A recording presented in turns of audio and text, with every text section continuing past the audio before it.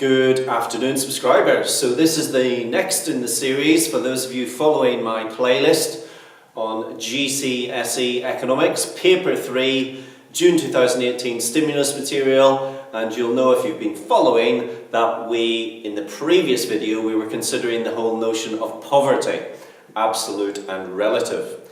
So today, very briefly, what I'd like to talk to you about are the measures which the government can implement in order to combat poverty, or at least to try and attempt to combat poverty. So I've got 8 here. It's not a finite list by any means, but I think there are a few here that you could probably include in any exam question. So let's rattle through these, please, ladies and gents. I'm not going to say too much about them. I think they're all fairly explanatory. So number 1, create jobs. What a great way to eliminate and lower levels of absolute and relative poverty. Create jobs, give people an income. So you need to stimulate and grow the economy for that. Number 2, provide people with a fair day's pay for a fair day's work. So how do we do that? Well, we introduce something in this country which is the minimum wage, or the living wage, even better. Give people a wage which will not only cover the bare necessities, but might actually leave them with a little bit of room for manoeuvre and room to purchase the odd luxury item here and there, the odd treat. Number 3, tax credits. So if people and households are on lower incomes and they receive their net pay after tax has been taken off, they might think to themselves, oh my goodness, what's the point of going out to work? So let's give those people tax credit. Let's credit some of that money back to them, make them better off. Number 4, equal pay for men and for women.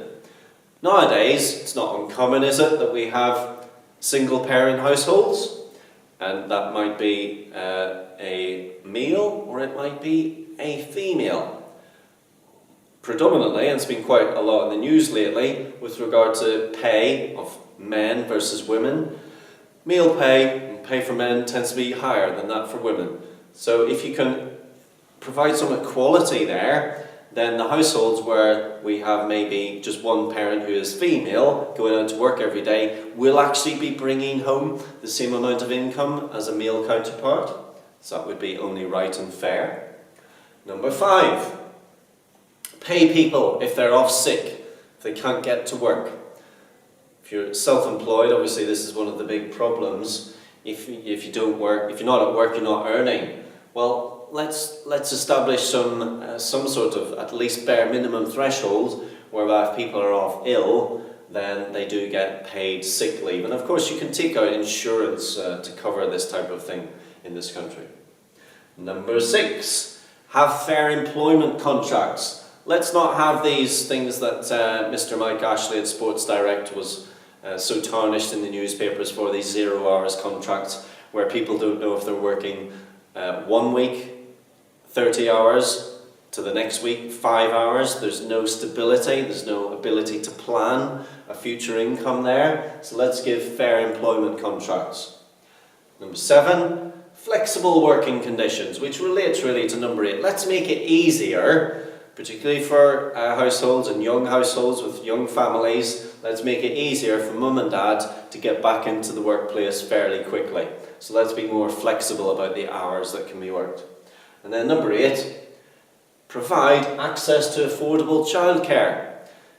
Oftentimes is the case that people go back to work having had children and they find that most of the money that they're earning is simply going to pay the childminder. Well, if you could provide some access to affordable childcare, that would obviously mean that the income of that particular household would be greater, and so therefore the chances of them falling into relative poverty would be that much lower.